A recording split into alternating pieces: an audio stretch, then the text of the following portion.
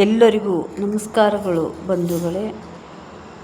ರಾಷ್ಟ್ರಕೂಟರ ರಾಜಧಾನಿ ಮನ್ಯಖೇಡ ಕೋಟೆಯ ಸ್ವಚ್ಛತಾ ಅಭಿಯಾನಕ್ಕೆ ಅಭೂತಪೂರ್ವವಾದ ಬೆಂಬಲ ದೊರಕಿರುವುದಕ್ಕೆ ತುಂಬ ಸಂತೋಷ ಮತ್ತು ಹೆಮ್ಮೆಯ ವಿಷಯ. ನಾವು ಮೊದಲ ದಿನ ಅಂದರೆ ಯುಗಾದಿ ಹಬ್ಬಕ್ಕೆ ಹೋದಾಗ ಅಲ್ಲಿರುವಂಥ ಮಾಜಿ ಗ್ರಾಮ ಪಂಚಾಯತಿ ಅಧ್ಯಕ್ಷರು ಮತ್ತು ಹಿರಿಯರು ಎಲ್ಲರೂ ಸೇರಿ ಒಂದು ಸ್ವಚ್ಛತಾ ಕಾರ್ಯಕ್ರಮ ಮಾಡಿದ್ದೆವು. ಅದರ ನಂತರ ಇವತ್ತು ರಂಜಾನ್ ಹಬ್ಬ ಇದ್ದರೂ ಕೂಡ ಡಾಕ್ಟರ್ ಮುರಳೀಧರ್ ದೇಶಪಾಂಡೆ ಸರ್ ಅವರು ಹನುಮಂದಿರ ಗುಡಿ ಸ್ವಚ್ಛತೆ ಮಾಡಿದ್ದಾರೆ.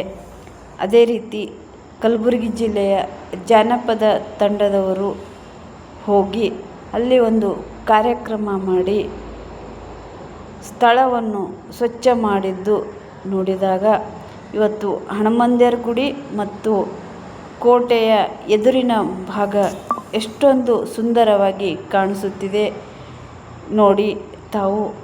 ತಮಗೂ ನಾವು ಹೋಗಬೇಕು ಅನಿಸಿದರೆ ದಯವಿಟ್ಟು ನಾಳೆ ಯಾರು ಹೋಗ್ತೀರಿ ಅದರ ಬಗ್ಗೆ ಗ್ರೂಪ್ನಲ್ಲಿ ಒಂದಿಷ್ಟು ಮಾಹಿತಿ ಹಂಚಿಕೊಂಡು ಯಾವ ಸಮಯಕ್ಕೆ ಹೋಗ್ತೀರಿ ಅಂತ ಹೇಳಿ ಅಲ್ಲಿ ಏನು ಮಾಡ್ತೀರಿ ಅಂತ ಸ್ವಲ್ಪ ತಿಳಿಸಿ, ಅನಂತರ ಫೋಟೋ ವಿಡಿಯೋ ಯಾರ್ಯಾರು ಭಾಗವಹಿಸಿದ್ರಿ ಅಂತ ಅವರ ಹೆಸರು ಹಾಕಿದ್ದಾರೆ ಪತ್ರಿಕೆಯಲ್ಲಿ ಕೂಡ ನಾವು ಪ್ರಕಟಿಸುತ್ತೇವೆ.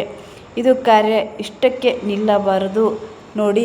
ಇವತ್ತಿನ ಕೋಟೆಯ ಸ್ವಚ್ಛತೆ ಕಾರ್ಯದಲ್ಲಿ ಭಾಗವಹಿಸಿದಂಥ ಎಲ್ಲ ನನ್ನ ಕನ್ನಡ ಮನಸ್ಸುಗಳಿಗೆ ನನ್ನ ವೈಯಕ್ತಿಕವಾಗಿ ಇಡೀ ಕರ್ನಾಟಕದ ಜನತೆಯ ಪರವಾಗಿ ಹೃತ್ಪೂರ್ವಕವಾದ ಧನ್ಯವಾದಗಳನ್ನು ಹೇಳುತ್ತೇನೆ.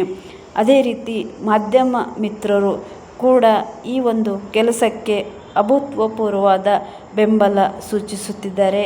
ಸೇಡಂ ನ್ಯೂಸ್ ಮತ್ತು ಸಂಜೆವಾಣಿ ಪತ್ರಿಕೆ, ವಿಜಯವಾಣಿ ಪತ್ರಿಕೆ, ಸೇಡಂನ ಇನ್ನೂ ಅನೇಕ ಪತ್ರಿಕೆ ಮಾಧ್ಯಮದವರು ಉತ್ತಮವಾದಂಥ ಒಂದು ಮಾಹಿತಿಯನ್ನು ಪ್ರಚಾರ ಪಡಿಸುತ್ತಿದ್ದಾರೆ.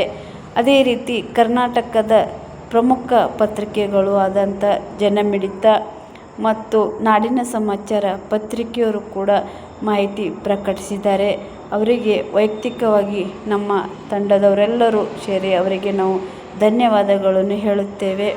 ಇಲ್ಲಿ ಇವತ್ತು ಭಾಗವಹಿಸಿದಂಥ ನನ್ನೆಲ್ಲ ಸಹೋದರರಿಗೂ ಕೂಡ ಹೃತ್ಪೂರ್ವಕವಾದ ಧನ್ಯವಾದಗಳನ್ನು ಹೇಳುತ್ತೇವೆ. ಸಾಧ್ಯವಾದರೆ ನಾಳೆ ಯಾರು ಹೋಗ್ತೀರಿ ಅಂತ ತಿಳಿಸಿ ಹೋಗಲು ಕೇಳುತ್ತೇನೆ. ಧನ್ಯವಾದಗಳು ಎಲ್ಲರಿಗೂ.